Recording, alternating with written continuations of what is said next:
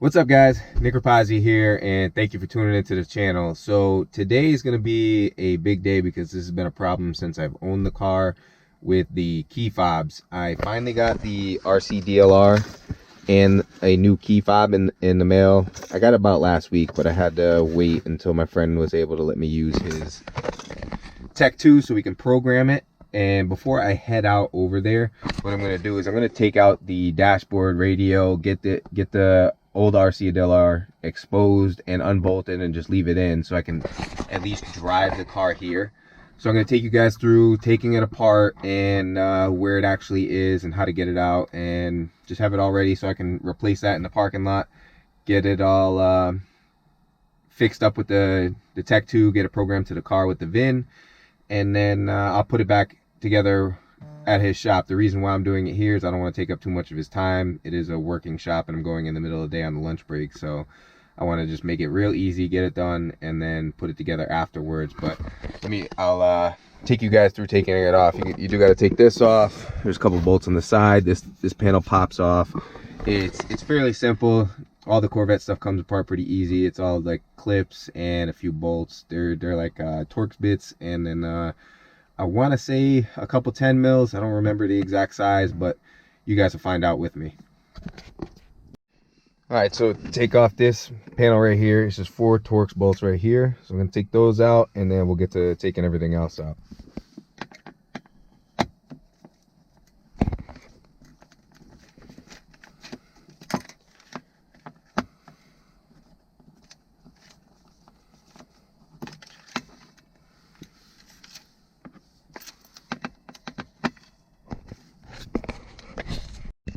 All right, so now that we got the armrest off, we are going to take off this panel right here.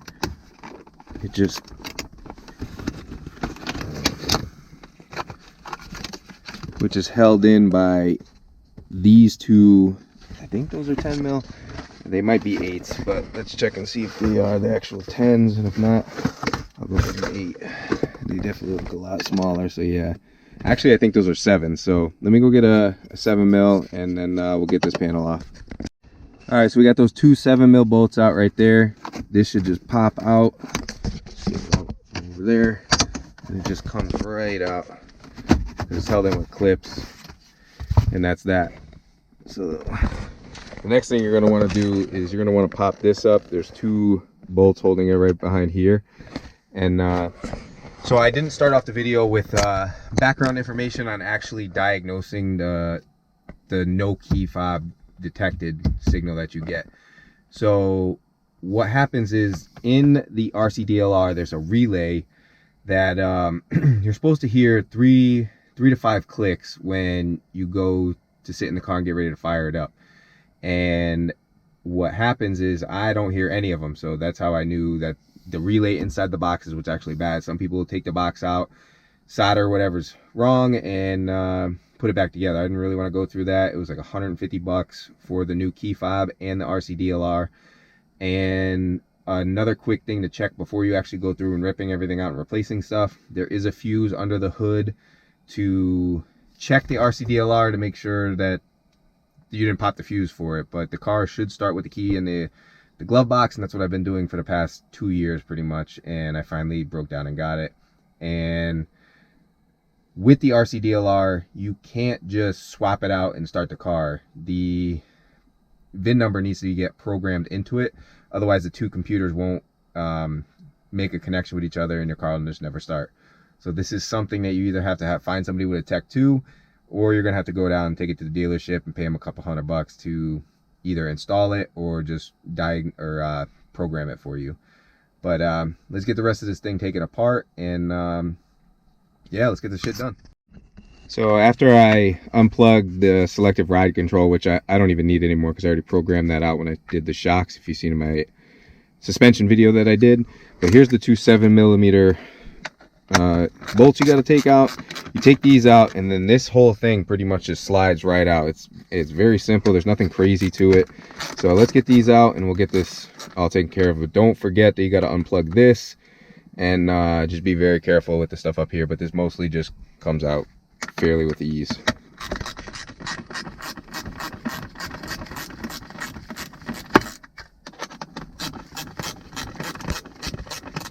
All right, so those are out. I'm gonna try and do this as best I can with one hand, but it's not that hard.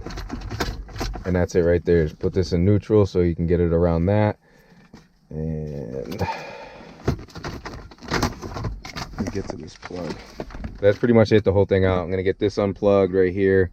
I'm gonna get these unplugged so it'll come out, and I'm almost positive I'm gonna have to leave this in place, so I'm gonna have to pull this off and take the handle off so this will come straight out. So I'll get the Torx bit on there, pull the handle off, and get this done. So let me get these unplugged, get this handle off, and then we'll get inside to where the RCDLR is. All right, guys, so we have the entire center console out. It's right there.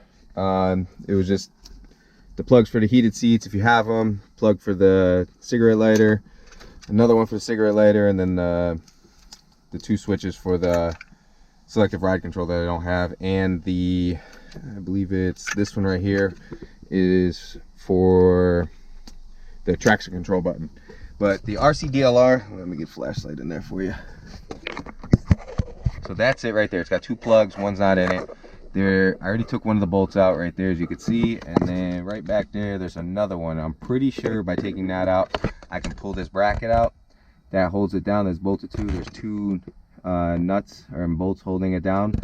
So I'm gonna see if taking that one back there takes it out, and then we'll go from there. If that does, I'll pull it out, show you guys what it is, and then if not, we got to figure out how to get this damn thing out of there, because that's gonna come out and get changed. So all right, guys, so we have the old receiver out with the bracket. It's right here and here. The only thing that is concerning me a little bit is the plugs are exactly the same, but I don't know what this hole is right here, and this one doesn't have it. I don't know if that's part of the update or what the hell's going on or what, but there's nothing plugged into it, so I honestly don't know, because nothing came out of that hole. It's just a hole with the plug in it, and the new one doesn't have it. I don't know if it has to do with the update or whatever it is. But there was flashlight again on my phone.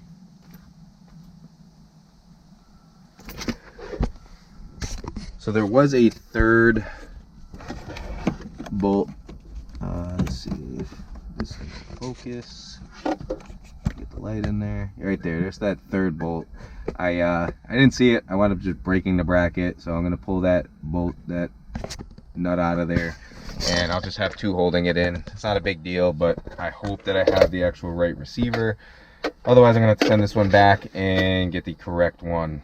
But we'll see, because there was two part numbers for this car, and I wasn't sure which one it was, so I just went with the suggested. So let's get the old one plugged in, get that bolt out of there, and we'll drive over to the shop and get this thing installed and see if it works.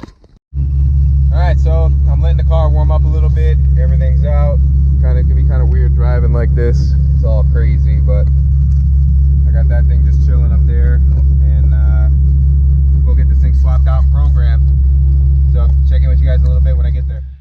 What's up, guys? So it's the next day. Yesterday took way longer than expected, going through each procedure and figuring out why certain things weren't working and getting everything right. And I'll explain to you everything that we had to do on the Tech 2 to get this right. But first, I wanted to show you the old RCDLR and why it's bad, what actually happened with it and what wasn't working. So like I was telling you earlier that you needed to hear 4 or 5 clicks. The clicks are actually these relays. So you got 1, 2, 3, 4 relays here. And what was happening with this one is I was only hearing 1. So the 4 relays weren't working together. And if you hear this one, let me see if you can actually hear it when I go to, yeah, it just went off right there just now. So let me hit the button again, see if it does it again. And there was the 4 clicks on the relay. So it's almost like a symphony. You should hear click, click, click, click, click. And that's what you want to hear to make sure the RCDLR is working well. Whereas I only heard 1, and this shit wasn't working properly. There's nothing on here that's burnt or anything noticeable. It's just these relays aren't actually working. And so the procedures that we were going through trying to get everything to work right. So the first thing you have to do is, before you unplug your old RCDLR, you have to put the car into accessory, leave it there, then unplug the old one, plug in the new one. Once you do that, you have to program the RCDLR to the car. Then you have to go in, make the key fobs forget the old key fobs, reprogram the key fobs to the new rcdlr. And then what was happening was when we went to go start it after we did the key fobs, I noticed that there was a lock key right here. That's your security system for the car. What that was doing, it was locking it out. There's a 30-minute procedure where you hit the start button, it does the gauges will all move like they should, and the car won't start. Then you see the lock. Once that goes out, start it again, and you do that 3 times, and on the 4th time it should start. But because we had the master tech 2 with all the programs to do the security lock, it was a 15-minute like wipe through to restart the security and make sure everything was okay and the key fobs were working right. But after that, it worked perfectly fine. We did end up killing the battery because we left the car on so long trying to figure out what was wrong. But I'm just really glad that everything's working fine. I was able to program both key fobs, so I got the brand new one. No longer need a key or anything. This is the key. It's got the passive lock, so the door opens when I walk up to the car and it starts. I don't have the issues anymore, which I'm extremely happy about, because it sucked having to double lock this because there was no key fob reading, and having to put the key in the ignition or in the glove box, and sometimes even that wouldn't work and it would lock it out, and I would have to disconnect the battery for like 15 seconds and then go ahead and start the car. But I'm glad everything's working properly in the way it is. But I got a huge mess here. I got to put the interior back together, so let's do that together, and then I'll check in with you when we're done. And yeah, everything worked out perfect with this. It took a lot longer than I thought it would, but I am glad that everything's back together. So let's put this dash together.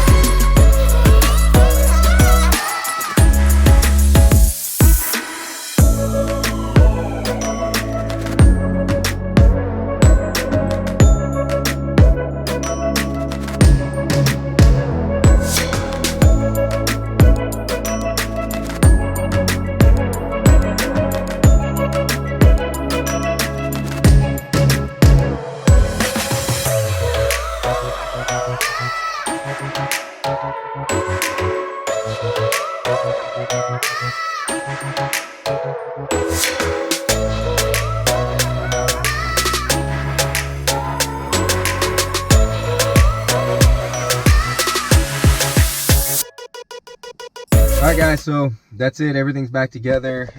It's very, very simple. Almost everything just pops into place. I'm so happy to just have this key, and I'll show you guys. Look, I don't even need to put it in the glove compartment anymore. Fires right up on its own.